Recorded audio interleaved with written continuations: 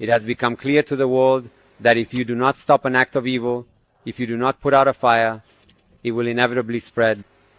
I am telling you, the crimes of the Zionist regime will not remain limited even to our region. The European countries that are now comfortably justifying the Zionist regime's aggression will certainly not remain safe. Sooner or later, the Zionist regime will definitely target even European countries. Today, this statement might seem laughable, but history will show that the Zionist regime, for its own reasons and under its own pretext, will sooner or later turn its attention to European countries as well. And I think by then it will be far too late for regret. Regarding flights within the country, what measures has the Ministry of Foreign Affairs taken for the return of the remaining pilgrims from the Holy Land? What arrangements have been made for the entry of compatriots or individuals entering the country from neighboring countries? Thank you. And the consequences of this issue affected our dear compatriots as well as others who might have wanted to leave or enter Iran. In order to resolve the problems faced by this group of compatriots, the Ministry of Foreign Affairs considered several measures. In many countries around the world, especially in various places where Iranian communities frequently gather, these locations are widely considered as the main and primary departure points for all flights heading directly to Iran. Through our embassies and consulates, we took various actions, even helping to accommodate Iranians in places belonging to the Islamic Republic of Iran, including mosques and Iranian schools. We did everything we could to minimize the problems faced by our compatriots regarding the pilgrims in particular, because I think around 84 or 85,000 Iranian pilgrims had traveled to the Holy Land for the sacred Hajj pilgrimage. This significant number of individuals embarked on a spiritual journey to fulfill their religious obligations. So we made special arrangements for them. I think so far about 26,000 pilgrims have returned to our country through the land border with Iraq. At this point, I should thank the governments of Saudi Arabia and Iraq for their excellent cooperation. They provided a lot of help. Both countries helped us so that we could bring our dear pilgrims back to the country by land. It is expected that if this process continues, we will, God willing, be able to bring all the pilgrims back to the country within the next week at most. Iran press, please go ahead. Hello, Mr. Baghei. Simultaneously with the aggression of the Zionist regime and the United States against the territory of the Islamic Republic of Iran, concerns have arisen among Arab countries and Iran's neighboring countries about escalating tensions, crisis, and the spread of the crisis to those countries. How do you assess these concerns about rising tensions among Arab and neighboring countries? We have very good relations with Arab, regional, and Islamic countries. The Islamic Republic of Iran, as a country deeply committed to the established policy of good neighborliness, has consistently had growing and expanding relations in all significant areas with all regional and Islamic countries over the past few recent years. As an example, I can mention the very explicit statement that was issued during the meeting of the foreign ministers of the member countries of the Organization of Islamic Cooperation in Istanbul, which clearly condemned the attack by the Zionist regime and the United States on the Islamic Republic of Iran.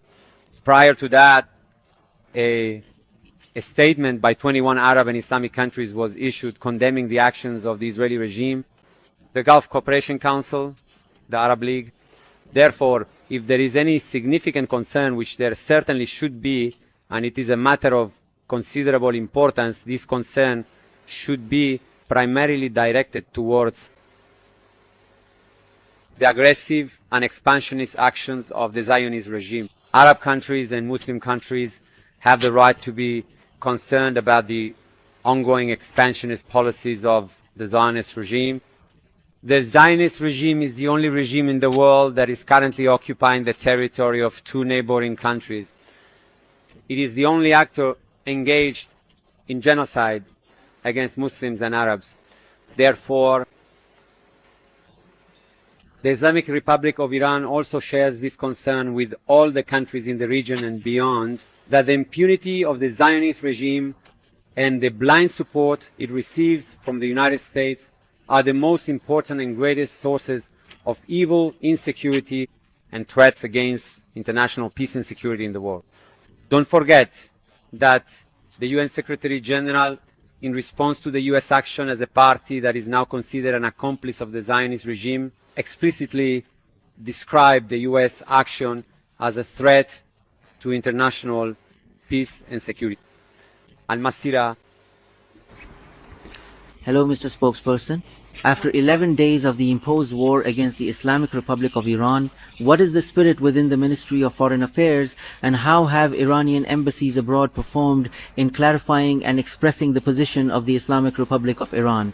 When a person is defending their homeland, their dignity, and independence of their country, and when you are certain you are in the right, you must be prepared to pay whatever price is necessary. Defense itself is uplifting. It builds morale. We know that we are in the right. We know that our country has been unjustly attacked. We keep our past in front of our eyes. We know that during the lifetime of people of my generation, our country was attacked by the Ba'athist regime of Iraq. For 8 years, Iranians fought with all their might to prevent their dignity, independence, and the territorial integrity of beloved Iran from being violated. Therefore, we will certainly continue to confront the enemy with even greater spirit to thwart their plans. And God willing, as I mentioned, this evil will also be repelled in the best possible way. Please go ahead. Hello to everyone and to you. Mr. Baghei, considering that the Zionist regime is not a member of the NPT and has no transparency whatsoever regarding its nuclear weapons and infrastructure, doesn't the very nature of this regime pose a threat to all the countries in the region? And doesn't the silence we are witnessing from the Western community make it likely that the regime's next target will be other countries in the region? Thank you. You see, it is always profoundly said that silence and indifference in the face of profound evil, in the face of severe oppression, inevitably leads to complete inaction, and failing to act decisively against such evil, against such oppression, against profound injustice, truly turns you into an undeniable accomplice and a full partner in crime. What is currently happening in some European countries in particular is a clear example of this situation. If you follow the course of developments in our region over the past 8 decades, or even just look at the last 2 years, you'll see that the lack of serious action by the international community in response to the actions of the Zionist regime has step by step allowed the scope of this regime's aggressions and crimes to increase.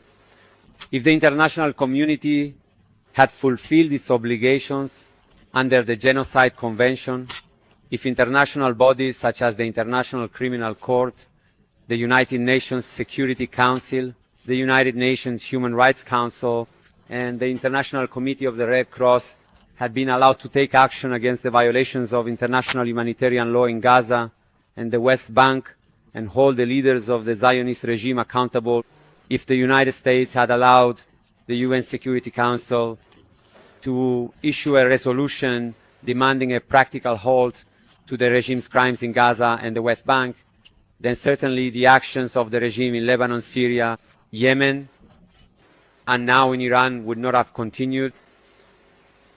It has become clear to the world that if you do not stop an act of evil, if you do not put out a fire, it will inevitably spread. I am telling you, the crimes of the Zionist regime will not remain limited even to our region. The European countries that are now comfortably justifying the Zionist regime's aggression will certainly not remain safe.